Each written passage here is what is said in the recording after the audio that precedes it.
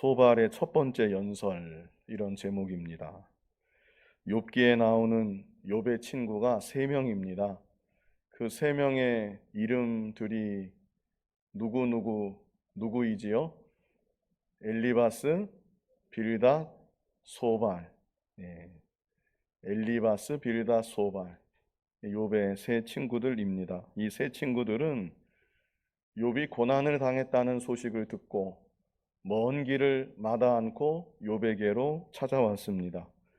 그리고 욥을 보자 누구인지 알아보기조차 힘든 그 모습을 확인하고 나서 이 세 친구들이 소리를 지르면서 울었다고 그 욥기 앞에 부분에 기록하고 있습니다.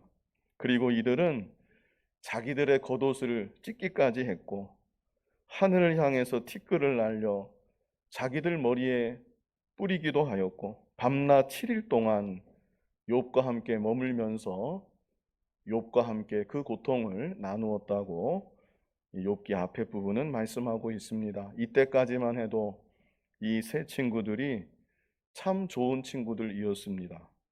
그런데 7일이 지나고 나서 이 세 친구들이 갑자기 돌변을 했습니다. 번갈아 가면서 욥의 죄를 추궁하기 시작합니다. 아무리 생각해봐도 너에게 이렇게 큰 고난이 당한 것을 보니까 너는 분명히 우리가 모르는 죄를 짓고 있는 것이 분명하다. 너 도대체 하나님께 무슨 큰 죄를 지었느냐? 욥의 죄를 추궁하고 심지어 있지도 않았던 일들 자기들 상상으로 과장되게 생각하면서 욥을 정죄하고 너어서 너의 죄를 자복하고 하나님께 회개하라. 이렇게 세 친구들이 욥을 몰아세웠습니다. 먼저는 엘리바스가 그렇게 했고 그 다음에는 빌닷이 그렇게 했고 이제 마지막 소발의 차례입니다. 물론 이것으로 끝나는 건 아닙니다. 이렇게 한 사이클이 지나가고 두 번째 사이클, 세 번째 사이클까지 반복이 되는 것입니다.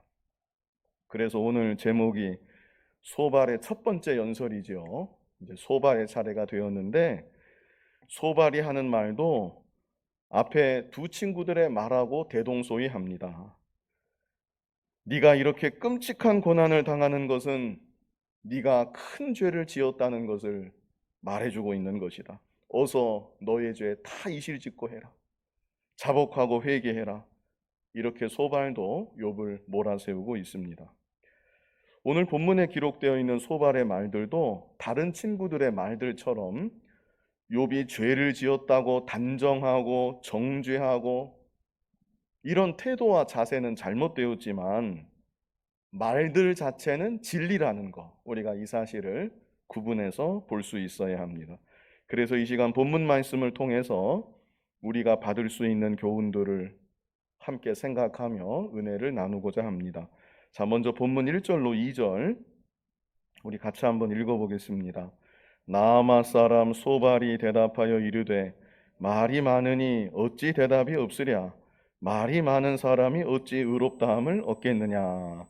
말이 많다는 말이 두 번 나오고 있죠. 그래서 한마디로 욥을 향해 뭐라고 하는 겁니까? 너 참 말이 많구나. 이 말을 하고 있는 것입니다.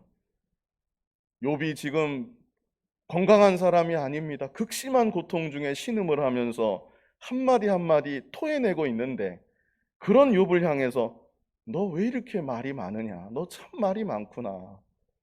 이렇게 지금 소발이 첫말을 떼고 있는 것이죠. 혹 욥이 하는 말들이 자기 입장에서는 좀 이해가 안 된다 할지라도 그동안 욥이 당했던 고난들을 좀 생각해 본다면 지금도 욥이 겪고 있는 이 극심한 고통을 소발이 좀 생각해 본다면 이런 말은 차마 할래야 할 수가 없는 말인 것이죠. 한번 생각을 해 보십시오. 자식을 사고로 다 잃어버렸고 재산도 다 잃어버렸고 자신도 불치의 병을 얻어서 고통 중에 있는 친구가 이 말 저 말 신음 속에 내뱉고 있는데 야, 너 왜 이렇게 말이 많으냐? 너 참 말이 많구나. 이렇게 이 말을 할 수가 있겠습니까? 그런데 소발은 욥을 향해서 첫 마디부터 이렇게 말을 하고 있는 것이죠. 2절을 좀 더 자세히 보면요. 말이 많으니 어찌 대답이 없으랴. 너 본래 말이 많은 사람인데 어찌 네가 할 말이 없겠느냐. 이런 의미의 말인 것이죠. 말이 많은 사람이 어찌 의롭다함을 얻겠느냐. 어느 시대나 그렇습니다. 말이 많다는 것은 결코 좋은 뉘앙스의 그런 말은 아니지요. 우리말도 그렇지요. 저 사람 참 수다스럽다. 저 사람 말 정말 많은 사람이다. 결코 좋은 뉘앙스가 아닌 것입니다. 그래서 소발이 욥을 향해서 너 참 말이 많구나. 이것은 소발이 욥의 처지를 도무지 공감하지 못하는 것이기도 하지만 욥을 아주 나쁘게 폄하하는 말이기도 한 것입니다. 너 이렇게 말이 많은 사람인데 어찌 네가 옳다고 할 수 있겠느냐. 이렇게 욥을 비판하고 정죄하고 있습니다. 자, 그런데 3절에서 더 심한 말을 합니다. 자, 우리 본문 3절 같이 한번 읽어보겠습니다. 내 자랑하는 말이 어떻게 사람으로 잠잠하게 하겠으며 내가 비웃으면 어찌 너를 부끄럽게 할 사람이 없겠느냐.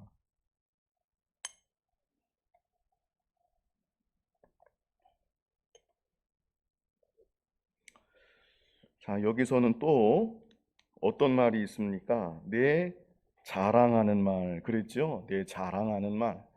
앞에서는 말이 많다고 했는데 여기서는 너 자랑하는 말을 한다. 욥은 자기 자랑하는 말을 한 일이 없습니다. 그저 나는 내 양심적으로 하나님을 잘 믿는다고 믿어왔다. 이 정도 말을 했었는데 아마 그것을 가리켜서 너는 자랑하는 말을 늘어놓고 있다. 이렇게 또 소발이 말을 하고 있습니다. 내 자랑하는 말이 어떻게 사람으로 잠잠하게 하겠으며 너 그 자랑하는 말 듣고 있으니까 내가 잠잠히 있을 수가 없다. 도저히 가만히 있을 수가 없다. 이런 뜻입니다. 네가 비웃으면 어찌 너를 부끄럽게 할 사람이 없겠느냐. 여기는 또 더 심한 말을 합니다.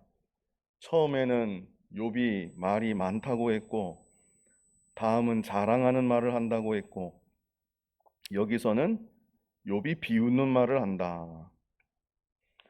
욥의 어떤 말을 듣고 소발이 이렇게 느꼈는지 알 수 없지만 소발은 욥에 대해서 계속 이렇게 험한 말을 늘어놓고 있습니다.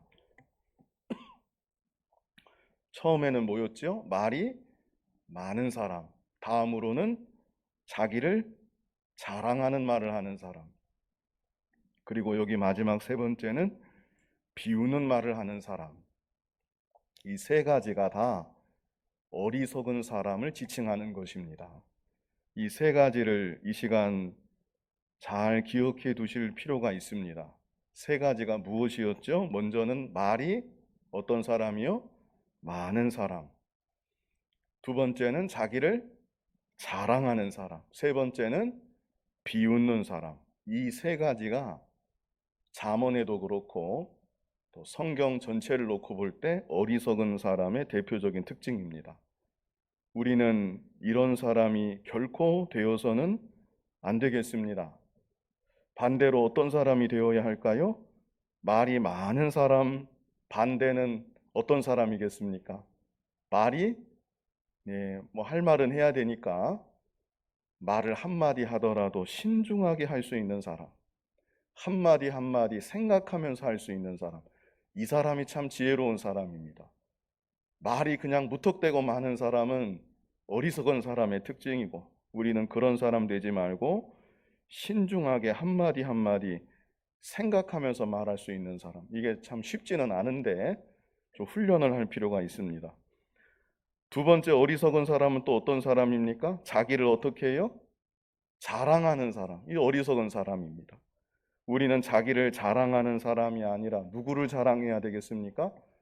예수님을 자랑하고 복음을 자랑하고 자기를 드러내지 않는 사람이 되어야 합니다. 그 사람이 지혜로운 사람입니다. 마지막에 어리석은 사람은 또 어떤 사람입니까? 비웃는 사람, 비웃는 말을 하는 사람. 이게 또 참 어리석은 사람이고 하나님께서 아주 기뻐하지 아니하시는 모습입니다. 우리는 누구를 향해서든지 비웃으면 안 됩니다. 아주 교만한 것이고 또 하나님 미워하시는 모습입니다. 비웃는 말, 조롱하는 말, 우리 믿는 사람은 해서는 안 됩니다. 정치판을 보면 참 요즘에 안타까운 게 이게 왜 그런지 모르겠어요. 조롱조의 그런 SNS 같은 때 서로 간에 조롱하는 식의 어떤 그런 말들을 많이 하는데 이게 지금 이 세대의 문화인 것 같습니다. 결코 하나님 섬기는 사람은 이런 문화를 따라가면 안 됩니다. 할 말이 있으면 정당하게 비판을 하든지 당신 이렇게 한 게 잘못된 것입니다. 이렇게 말을 한다든지 직선으로 가야지 비웃듯이 말하고 조롱하듯이 말하고 이것은 믿는 사람 모습이 아닌 것입니다. 우리는 이런 자가 되어서는 안 된다는 것. 그런데 소발은 욥을 가리켜서 바로 네가 이런 자이다. 이렇게 욥을 정죄하고 있는 것이죠. 자, 4절 같이 한번 읽어보겠습니다. 네 말에 의하면 내 돈은 정결하고 나는 주께서 보시기에 깨끗하다 하는구나. 역시 소발은 계속해서 욥을 오해하는 것인지 하여간 욥에 대해서 너무나 왜곡시켜서 과장하고 있습니다. 욥은 한 번도 내 돈은 정결하다 이런 말을 한 일이 없습니다. 나는 주께서 보시기에 깨끗하다. 욥은 한 번도 이런 말을 한 일이 없습니다. 욥은 다만 제가 앞에서도 말씀드렸지만 나는 내 양심에 최선을 다해 하나님을 믿느라 믿었다. 섬기느라 섬겼다. 이런 고백을 한 것뿐인데 소발은 왜곡시키고 과장해서 실제 이렇게 느껴지는 것인지 욥을 너무나 매몰차게 몰아세우고 있는 것이죠. 자, 이제 5절부터 보면 소발이 욥을 향해서 교훈의 말을 합니다. 사실 믿음으로 보든지 인격으로 보든지 교훈의 말을 할 사람은 욥입니다. 소발이 아닙니다. 교훈의 말을 들을 사람 욥이 아니라 소발입니다. 그러나 소발은 욥을 아주 자기보다 하등한 그런 사람으로 보고 있기 때문에 욥을 향해 이제 교훈의 말을 한껏 5절부터 이제 늘어놓고 있습니다. 욥을 죄인으로 정죄하는 이 교만한 태도, 특별히 욥을 향해서 말이 많은 사람, 자기를 자랑하는 사람, 비웃는 사람, 이렇게 욥을 아주 어리석은 자로 치부하는 소발의 태도는 잘못된 것이지만 그럼에도 5절부터 기록된 교훈의 말들 자체는 참 중요한 진리의 말씀들이라고 할 수 있습니다. 어떤 말씀들이 있는지 우리 같이 보겠습니다. 5절로 6절 같이 읽겠습니다. 하나님은 말씀을 내시며 너를 향하여 입을 여시고 지혜의 오묘함으로 내게 보이시기를 원하노니 이는 그의 지식이 광대하심이라. 하나님께서 너로 하여금 너의 죄를 잊게 하여 주셨음을 알라. 자, 먼저는 하나님은 어떤 하나님이신지에 대해서 크게 두 가지를 5절부터 이제 말해주고 있는데요. 하나님이 어떤 하나님이신지 거기에 대해서 보기 전에 여기 6절 끝에 보면 하나님께서 너로 하여금 너의 죄를 잊게 하여 주셨음을 알라. 이게 무슨 뜻인지 아실 필요가 있습니다. 무슨 뜻일까요? 하나님께서 너로 하여금 너의 죄를 잊게 하여 주셨음을 알라. 이 개역 한글을 보면 이 뜻이 무슨 뜻인지 아실 수가 있는데 이 뜻은 네가 지은 죄보다 하나님이 너에게 벌을 적게 내리셨다 이런 뜻입니다. 네가 지은 죄보다 하나님이 너에게 벌을 적게 내리셨다. 그러니까 너는 네가 뭔 죄를 지었는지 잊어버렸다. 네가 지은 죄만큼 벌을 내렸으면 다 기억했겠는데 너는 죄를 이만큼 졌는데 하나님이 벌 요만큼 내리니까 나머지 죄는 네가 다 잊어버리고 있구나. 이런 말을 지금 소발이 하고 있는 것입니다. 실제 개역 한글에 하나님의 벌하심이 내 죄보다 경하니라, 이 부분을 이렇게 번역을 했습니다. 이 말이 얼마나 가혹한 말입니까? 그동안 욥이 어떤 고난을 받았지요? 일곱 아들 셋 딸 다 사고로 죽었고 전 재산 잃어버렸고 정수리부터 발바닥까지 악창이 나서 괴로워하고 있는데, 그런 욥을 두고 네가 지은 죄보다는 지금 하나님이 너 벌 적게 내리는 거야. 지금 이렇게 말하고 있는 것이죠. 그런데요, 욥에게 적용하는 것, 이것은 잘못된 것이지만 일반적인 원리로는 이 말 자체는 맞는 말입니다. 하나님은 사랑과 자비가 무한하셔서 언제나 그렇습니다. 우리가 지은 죄보다 우리를 훨씬 경하게 징계하시는 하나님이신 줄 우리는 믿어야 합니다. 물론 우리 입장에서는 그렇게 안 느껴질 수도 있습니다. 제가 전에 제 아이 잘못한 게 있어서 매를 때리려고 하면서 너 몇 대 맞으면 정신을 차릴 수 있겠느냐, 몇 대 맞을래? 그랬더니 몇 대라고 그랬을까요? 한 대 맞으면 정신을 차릴 수 있겠다고 그러더라고요. 한 대, 딱 한 대만. 안 맞을 수는 없고 맞는다면 몇 대 맞겠냐 했더니 딱 한 대만 맞겠다고. 아니야, 한 대 가지고는 안 될 것 같아. 두 대는 맞아야 되겠어. 그랬더니 두 대는 너무 많다고 발을 동동 구르고 이렇게 울었던, 그 모습이 지금도 생생한데, 제가 한 대를 때리든 두 대를 때리든 그 조그만 아이 있는 힘껏 때리면 어떻게 되겠습니까? 있는 힘껏 때리겠습니까? 그저 살살 따끔하게 정신 차리도록 때리는 것인데, 그것도 아프다고, 두 대도 너무 많다고 엉엉 우는 그 아이의 모습을 보면서 저 모습이 바로 하나님 아버지 앞에 내 모습이 아닌가 한편으로 생각해 보았습니다. 언제나 나를 향해서 오래 참아주시는 하나님이신 줄을 우리는 알아야 합니다. 사랑과 자비가 무한하신 아버지 하나님, 징계하실 때에도 꼭 필요한 만큼, 또 내가 감당할 수 있을 만큼 징계하사 나를 길러가시는 그런 아버지 하나님이심을 우리는 언제나 믿어야 되는 것입니다.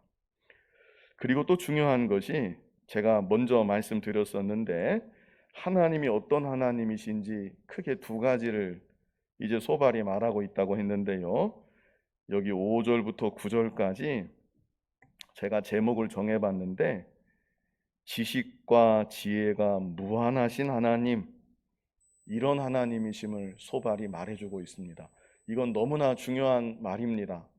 다 아는 것 같지만 우리 한번 따라해 보실까요? 지식과 지혜가 무한하신 하나님, 이런 하나님이심을 우리는 언제나 잊어서는 안 됩니다.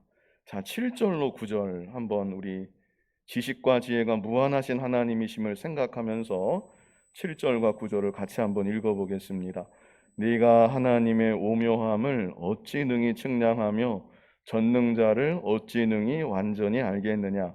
하늘보다 높으시니 내가 무엇을 하겠으며 수월보다 깊으시니 네가 어찌 알겠느냐.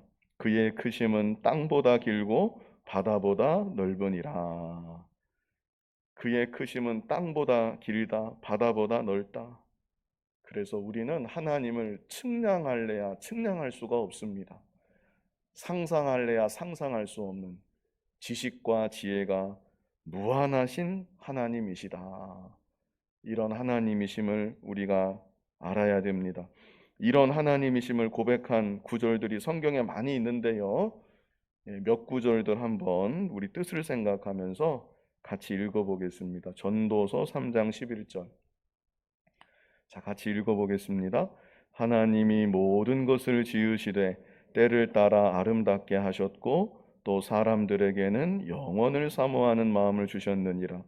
그러나 하나님이 하시는 일의 시종을 사람으로 측량할 수 없게 하셨도다.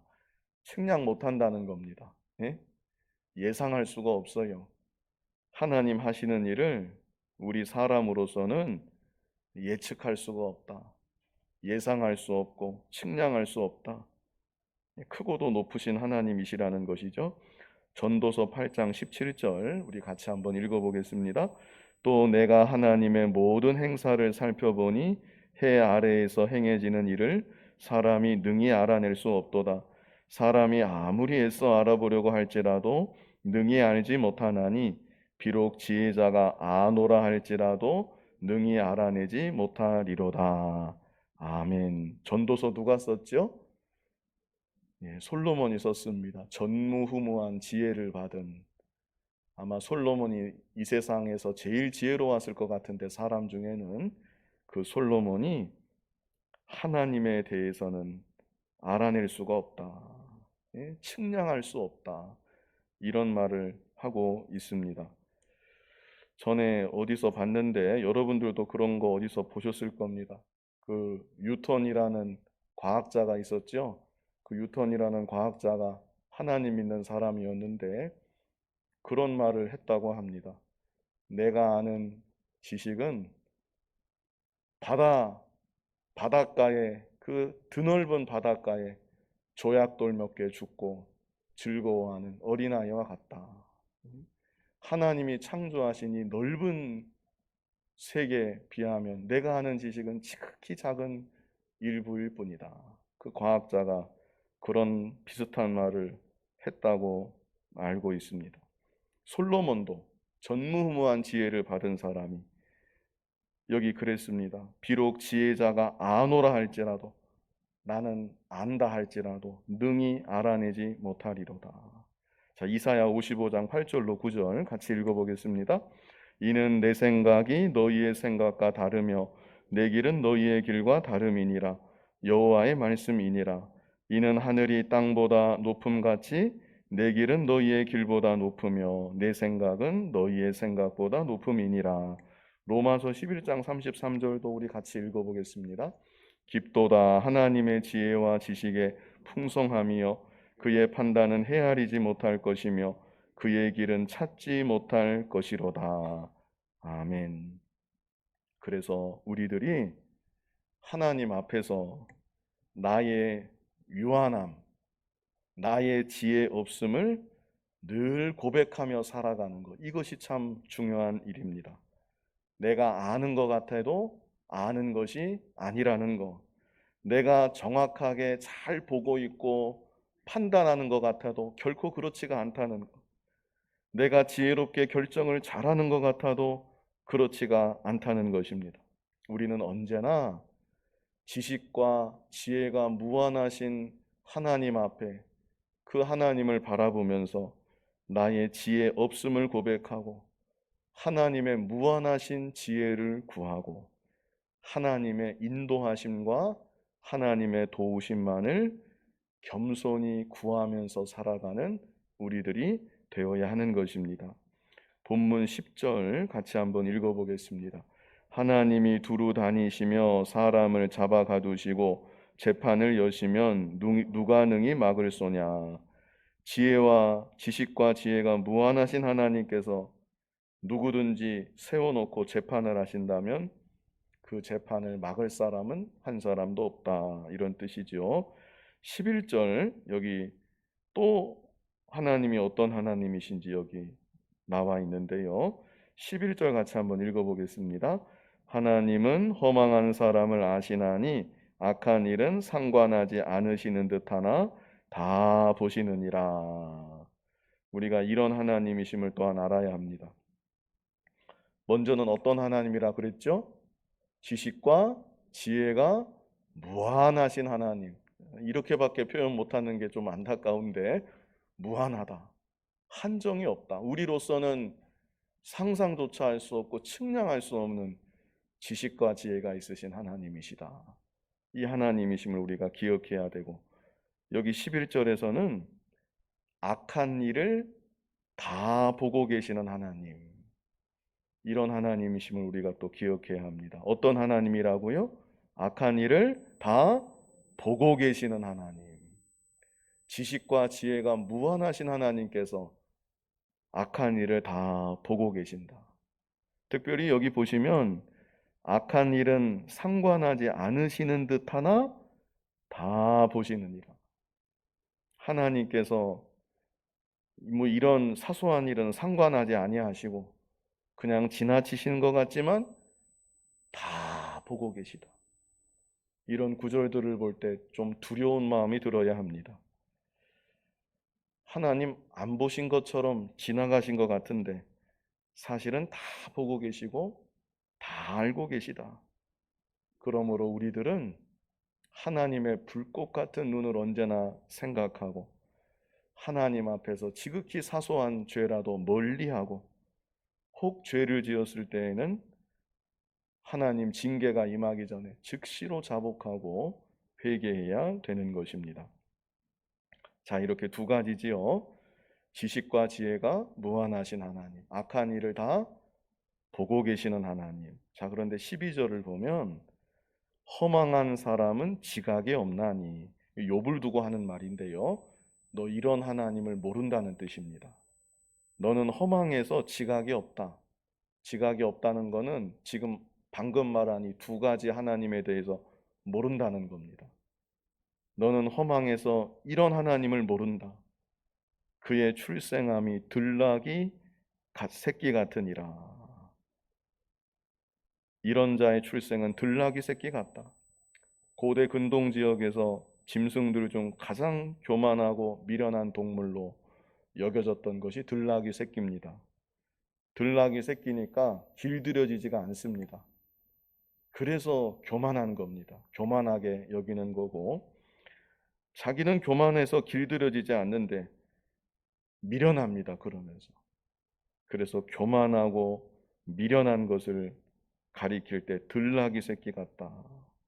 욥에게 적용하는 것은 잘못된 말이지만 오늘날도 허망한 사람, 지각이 없는 사람, 그 사람은 어떤 사람인가? 하나님에 대해서 모르는 사람입니다.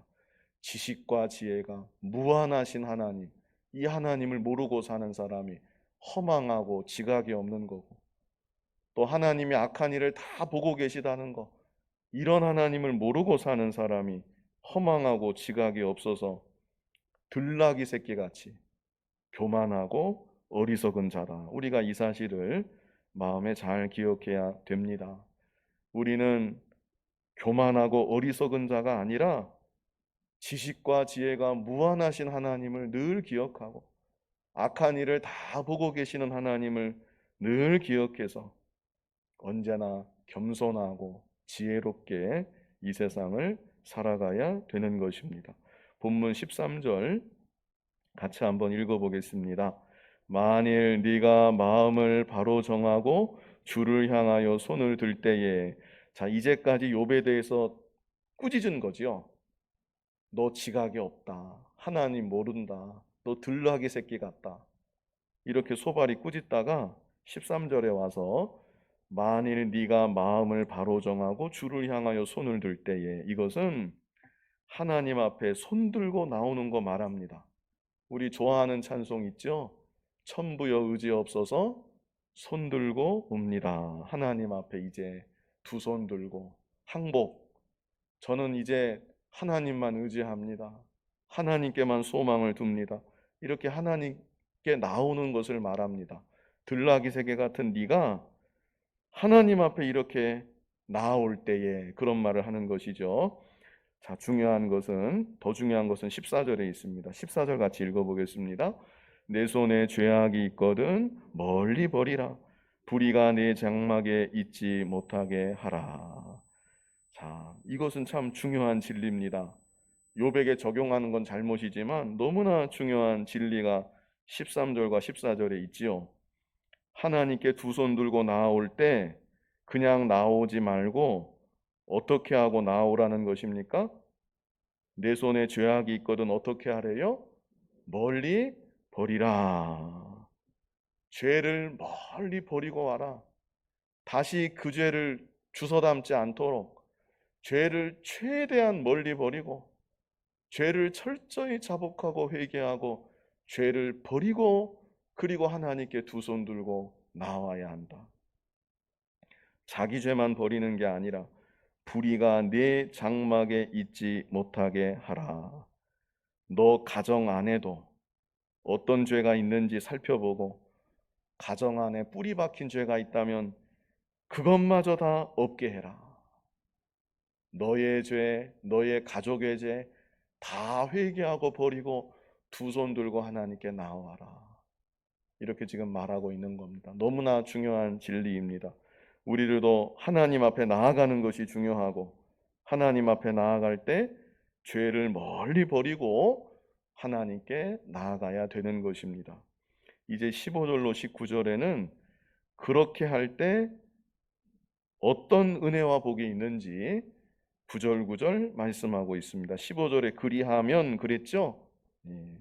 우리 15절로 19절 뜻을 생각하면서 같이 읽어보겠습니다. 그리하면 네가 반드시 흠없는 얼굴을 들게 되고 굳게 서서 두려움이 없으리니 곧 네 환난을 잊을 것이라. 네가 기억할지라도 물이 흘러감 같을 것이며 내 생명의 날이 대낮보다 밝으리니 어둠이 있다 할지라도 아침과 같이 될 것이요 네가 희망이 있으므로 안전할 것이며 두루 살펴보고 평안히 쉬리라. 네가 누워도 두렵게 할 자가 없겠고 많은 사람이 내게 은혜를 구하리라. 아멘. 참 여러 가지 복이 여기 다 약속이 되어 있습니다. 쭉쭉쭉 읽어가지고 얼마나 마음에 들어오셨는지 모르겠는데 하나님 앞에 두 손 들고 나아올 때 나의 죄를 멀리 버리고 하나님께 나아오기만 하면 어떻게 된대요? 네가 반드시 흠없는 얼굴을 들게 되고 회개하고 바로 서게 되면 하나님께서 다 용서해 주시고 다시금 받아 주셔서 떳떳하게 얼굴을 들 수 있게 된다. 이것을 말씀해 주는 것이죠. 굳게 서서 두려움이 없으리니 굳게 서게 된다. 더 이상 요동하지 않고 굳게 서게 되고 두려움 없이 지내게 된다. 그 다음은 무엇입니까? 곧 내 환난을 잊을 것이라. 네가 기억할지라도 물이 흘러감 같을 것이며 회개하고 바로 서기만 하면 환난도 곧 지나가게 된다. 물이 흘러가는 것처럼 환난도 어느새 지나가게 된다. 내 생명의 날이 대낮보다 밝으리니 회개하고 죄를 버리고 하나님 앞에 나오기만 하면 앞으로 남은 삶 동안 대낮보다 더 밝은 빛 가운데 다니게 된다. 소망이 있는 것입니다. 환난은 지나가고 앞으로의 삶은 대낮보다 밝은 삶이 될 것이다. 어두움이 있다 할지라도 아침과 같이 될 것이요. 혹 지금 어두움이 여전히 드리워져 있다 할지라도 죄를 멀리 버리고 하나님 앞에 두 손 들고 나오기만 하면 아침과 같이 소망이 넘쳐 흐르게 된다는 것입니다. 그래서 18절에는 네가 희망이 있으므로 안전할 것이며 두루 살펴보고 평안히 쉬리라. 참 평안을 얻게 된다. 마지막 19절에는 네가 누워도 두렵게 할 자가 없겠고 많은 사람이 내게 은혜를 구하리라. 다른 사람들에게도 은혜를 끼치는 복된 인생이 된다는 것입니다. 이 모든 것이 어떻게 하면 받게 되는 복입니까? 두 손 들고 하나님께 나오기만 하면. 단서가 하나 있죠? 죄를 멀리 버리고 내가 짓고 있는 죄를 멀리 버리고 하나님 앞에 두 손 들고 천부여 의지 없어서 손 들고 옵니다. 하나님께 나오기만 하면 이런 은혜와 복을 다 받아 누리게 된다는 것입니다. 자, 그러나 반대로 20절 그러나 악한 자들은 눈이 어두워서 도망할 곳을 찾지 못하리니 그들의 희망은 숨을 거두는 것이니라. 이렇게 말씀에 기록되어 있는데도 악한 자들 있습니다. 끝까지 회개하지 않는 사람들, 하나님 앞에 두 손 들고 나오지 못하는 사람들, 무언가 붙잡고 있느라, 의지하는 바가 있느라, 하나님 앞에 두 손 들고 난 아무것도 없습니다. 하나님밖에 없습니다. 이렇게 못하는 사람들, 그 사람들은 눈이 어두워진다. 도망할 곳조차 찾지 못한다. 그래서 결국에는 그렇게 생을 마감하게 되고 만다는 것입니다. 죄를 버리지 못하면 눈이 어두워집니다. 갈 바를 알지 못하게 됩니다. 하나님을 붙잡지 않고 여러 가지 다른 것들 붙잡고 의지해도 눈이 어두워지고 갈 바를 알지 못하게 됩니다. 우리는 이런 어리석은 자가 되지 말고 간단하지 않습니까? 그저 하나님 앞에 두 손 들고 나오면 된다는 것입니다. 한 가지 단서는 죄를 멀리 버리고 하나님 앞에 나오기만 하면 얼마나 많은 은혜와 복을 여기 약속해 주셨습니까? 우리 15절로 19절 이것만 다 같이 뜻을 생각하면서 읽고 이 시간 마치도록 하겠습니다. 같이 읽겠습니다. 그리하면 내가 반드시 흠없는 얼굴을 들게 되고 굳게 서서 두려움이 없으리니 곧 내 환난을 잊을 것이라. 네가 기억할지라도 물이 흘러감 같을 것이며 내 생명의 날이 대낮보다 밝으리니 어둠이 있다 할지라도 아침과 같이 될 것이요 네가 희망이 있으므로 안전할 것이며 두루 살펴보고 평안히 쉬리라. 내가 누워도 두렵게 할 자가 없겠고 많은 사람이 내게 은혜를 구하리라. 아멘. 같이 기도하겠습니다. 하나님을 아바 아버지라 부르며 하나님을 믿고 섬긴다고 고백하지만 얄팍한 내 지식과 내 지혜를 의지하고 살 때가 참 많았습니다. 내 판단이 정확하다고 착각할 때도 많았습니다.